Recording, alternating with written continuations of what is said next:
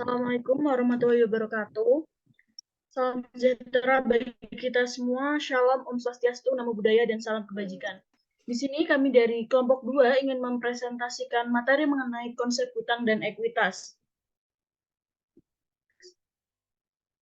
Sebelumnya, perkenalkanlah anggota kelompok kami terlebih dahulu. Yang pertama ada Nabila Nisrina Sajidah dengan NIM 2021-12083. Yang kedua ada Fitria Nurmulyasarah dengan NIM 2021-12085. Yang ketiga ada saya sendiri, Aisyah Safina Eka Putri dengan NIM 2021-12087. Yang keempat ada Nadia Aini dengan NIM 2021-12088. Dan yang terakhir ada Mega Tribhuwana dengan NIM 2021-12089. Materi yang pertama akan dipresentasikan oleh rekan saya kepada Mbak Nabila, dipersilakan. Baik, yang pertama yaitu ada konsep kewajiban, yaitu ada proprietary theory, teori kepemilikan. Kepemilikan menggambarkan kekayaan bersih atas bisnis kegiatan usaha dan dapat direalisasikan dalam persamaan akuntansi dengan rumus P sama dengan A dikurangi L, di mana kepemilikan atau owner equity adalah sama dengan aset dikurangi dengan kewajiban. P ini menggambarkan kekayaan bersih pemilik usaha. Keseluruhan tujuan dari kegiatan usaha adalah peningkatan kekayaan, yaitu peningkatan atas kepemilikan. Untuk sebagian besar praktik akuntansi saat ini didasarkan pada teori kepemilikan proprietary theory.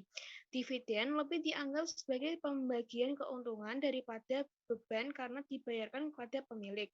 Metode ekuitas untuk investasi jangka panjang mengakui kepemilikan atau kepentingan pemilik atas perusahaan investor.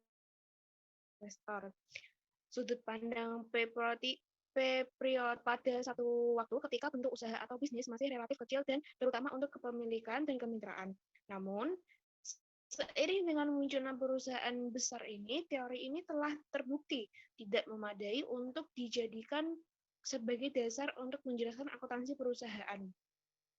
Sehingga dengan munculnya perusahaan, proprietary theory terbukti tidak memadai sebagai dasar untuk menjelaskan akuntansi perusahaan karena dikembangkan ketika bisnis berukuran kecil, perusahaan terpisah dari pemilik, perusahaan adalah badan hukum yang mempunyai hak sendiri, pemegang saham mengandalkan manajer untuk mendapatkan informasi yang tidak begitu relevan. Next slide.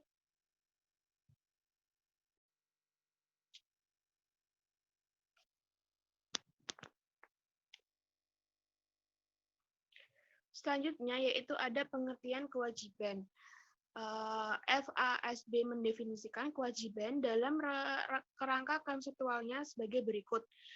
Kewajiban adalah pengorbanan manfaat ekonomi masa datang yang cukup pasti yang timbul dari kehausan sekarang suatu kesatuan usaha untuk mentransfer aset atau menyediakan atau menyerahkan jasa kepada kesatuan lain di masa datang akibat transaksi atau kewajiban masa lalu. Definisi FASB digunakan sebagai basis pembahasan karena definisi tersebut telah mencakup berbagai gagasan atau kata kunci yang terkandung dalam beberapa divisi kewajiban oleh sumber-sumber yang lain. Next slide.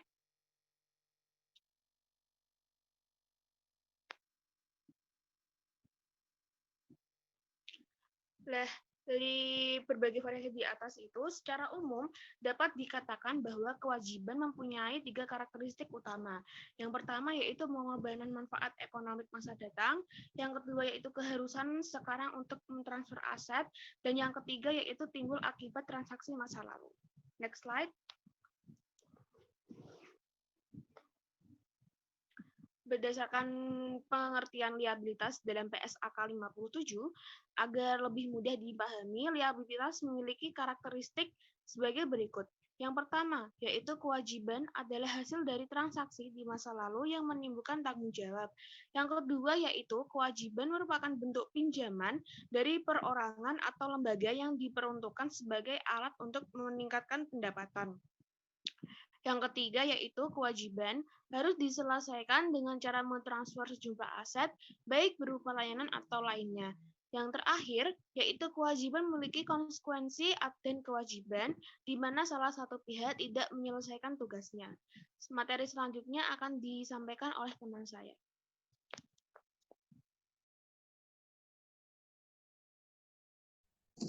Selanjutnya, yaitu pengakuan kewajiban. Akuntan harus menentukan aturan apakah itu harus diakui. Jenis peraturan yang telah ditetapkan di masa lalu mirip dengan diterapkan untuk pengakuan aset, yang termasuk pengakuan kewajiban. Yang pertama, ada ketergantungan pada hukum. Yang kedua, penentuan substansi ekonomi acara. Yang ketiga, kemampuan untuk mengukur nilai kewajiban. Yang keempat, penggunaan prinsip konservatisme. Kewajiban diakui dalam neraca apabila besar kemungkinan bahwa suatu arus keluar sumber daya memiliki manfaat ekonomi hasil dari penyelesaian kewajiban ini dan jumlah di mana penyelesaian akan berlangsung dapat diukur dengan andal. Next slide.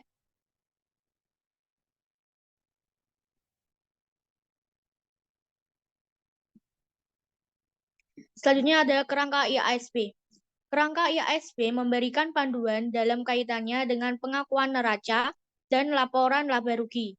Item yang memenuhi definisi elemen harus diakui jika yang pertama, hal ini kemungkinan bahwa manfaat ekonomi masa depan berkenaan dengan item yang akan mengalir ke atau dari entitas. Yang kedua, item ini biaya atau nilai yang dapat diukur dengan keandalan. Kerangka menyatakan pengukuran yang dapat diandalkan adalah bebas dari kesalahan material dan bias. Lebih lanjut menyatakan kerangka kerja ini secara khusus bahwa kewajiban yang tidak dapat termasuk jika mereka tidak dapat diukur dengan andal. Next slide. Selanjutnya ada pengukuran kewajiban. Berdasarkan IFRS, metode pengukuran yang paling umum digunakan untuk kewajiban adalah biaya historis atau amortisasi biaya. Nilai wajar merupakan pengukuran yang digunakan pada awal transaksi yang melibatkan kewajiban dalam hubungannya tentang sewa, pengakuan, pengukuran instrumen keuangan, setoran saham, dan penggabungan usaha.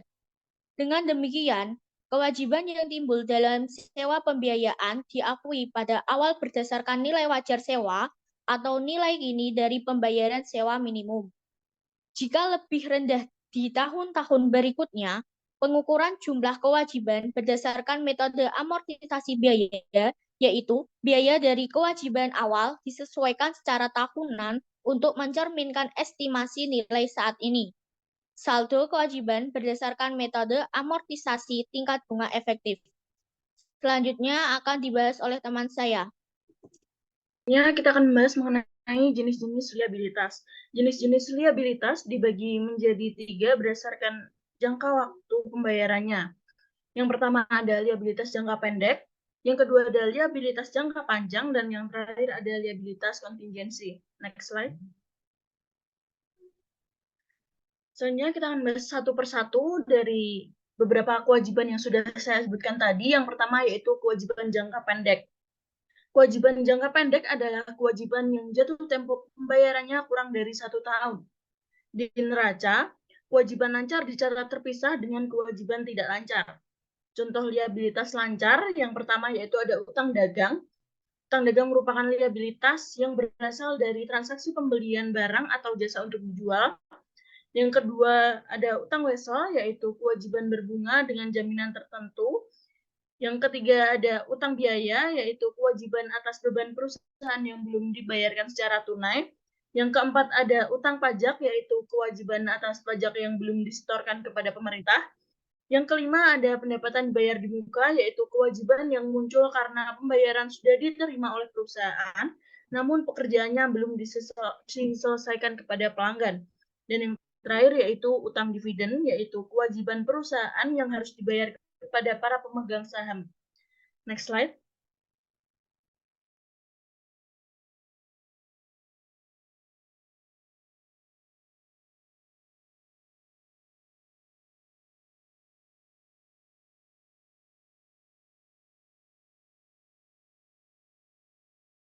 Jangka panjang diambil perusahaan untuk mengembangkan bisnis dan investasi. karena usia pinjaman lebih dari 1 tahun. Kewajiban jangka panjang mensyaratkan beberapa batasan untuk melindungi kedua belah pihak. Liabilitas jangka panjang juga memiliki peran yang penting dalam menentukan solvabilitas perusahaan. Karena apabila perusahaan belum mampu menyelesaikan kewajiban jangka panjangnya, maka perusahaan memiliki status krisis solvabilitas. Contoh dari kewajiban jangka panjang diantaranya yang pertama utang hipotek, yaitu kewajiban jangka panjang yang jaminannya berupa properti. Yang kedua ada utang obligasi, yaitu kewajiban berupa surat utang yang diterbitkan oleh pemerintah atau perusahaan yang jatuh temponya minimal 1 tahun. Dan yang terakhir yaitu kredit noveltasi, yaitu kewajiban jangka panjang yang diterbitkan oleh bank di utang sewa, yaitu kewajiban penyewaan atas aset untuk masa lebih dari 1 tahun. Next slide.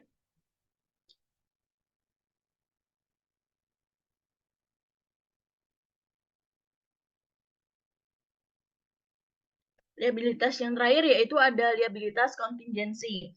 Kewajiban kontingensi biasa juga disebut sebagai kewajiban berdasarkan kejadian luar biasa.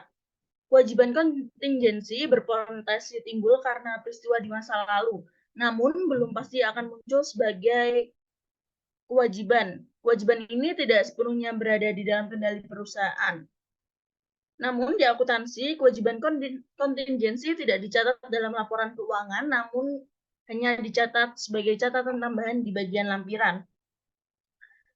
Dalam liabilitas kontingensi terdapat 2 syarat yang agar dipenuhi agar kewajiban ini dapat dicatat.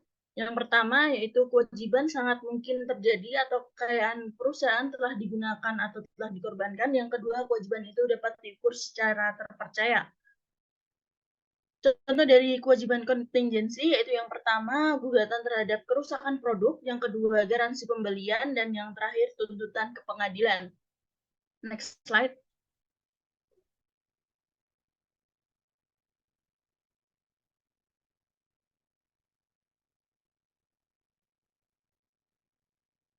Selanjutnya kita membahas mengenai definisi dari ekuitas. Ekuitas adalah hak sisa atau residual interest atas aktiva suatu entitas setelah dikurangi dengan semua kewajiban dan sesuai dengan SFAC atau Statement of Financial Accounting Concept nomor 6 bahwa ekuitas adalah sisa kepemilikan. Untuk perusahaan perorangan, ekuitas sering disebut sebagai modal, sedangkan untuk perseroan, istilah ekuitas itu merujuk pada ekuitas pemegang saham atau stockholder equity. Sementara menurut standar akuntansi keuangan, ekuitas adalah hak residual atas semua aset perusahaan setelah dikurangi semua kewajiban. Ekuitas juga didefinisikan sebagai hak residual untuk menunjukkan bahwa ekuitas bukanlah kewajiban. Materi selanjutnya akan dibahas oleh teman saya.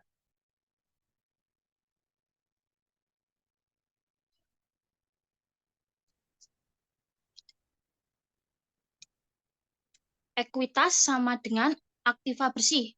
Ekuitas dapat bertambah atau berkurang karena kenaikan atau penurunan aktiva bersih, baik yang berasal dari sumber bukan pemilik atau pendapatan dan biaya, maupun investasi oleh pemilik atau distribusi kepada pemilik. Ekuitas erat hubungannya dengan pemilik saham atau owner, juga dengan prestasi atau kinerja manajemen selama periode tertentu. Nilai ekuitas pemegang saham yang baru berdiri biasanya terdiri dari modal pemegang saham. Next slide. Pengakuan dan pengukuran ekuitas. Dalam pengakuan modal atau ekuitas, biasanya diakui saat pemodal mentransfer sumber daya kepada perusahaan sebagai imbalan bagian kepemilikan perusahaan. Pengakuan modal biasanya digunakan pada perusahaan yang berbentuk perseorangan maupun partnership. Modal yang disetor diakui pada saat penerimaan, baik berupa kas ataupun non-kas. Saldo normal ekuitas berada di sisi kredit. Modal atau ekuitas diukur sesuai dengan jumlah kas yang diterima. Sementara untuk setoran yang berupa non-kas akan diukur sebesar nilai wajar non-kas pada saat diserahkan, yaitu nilai appraisal tanggal yang Barang. disetujui Dewan Komisaris. Selanjutnya akan dijelaskan oleh rekan saya. Selanjutnya, penyajian ekuitas. Menurut Pernyataan Standar Akuntansi Keuangan atau PSAK nomor 21 tahun 2020, penyajian ekuitas meliputi penyajian dalam bentuk modal dan saldo laba. Penyajian ekuitas bertujuan menyediakan informasi tentang riwayat serta prospek investasi pemilik dan pemegang ekuitas lainnya. Informasi tentang kewajiban yuridis perseroan terhadap para pemegang saham dan pihak lainnya juga merupakan tujuan penyajian ekuitas pemegang saham. Selain itu, akun ini juga harus disajikan dan dinyatakan terpisah di antara akun modal saham dan laba ditahan. Selanjutnya yaitu teori entitas atau entity theory. Teori ini menganggap bahwa perusahaan menjadi unit usaha yang berdiri sendiri dan terpisah dari identitas pemilik. Hal ini berarti terdapat pemisahan antara kepentingan pribadi pemilik dengan kepentingan perusahaan.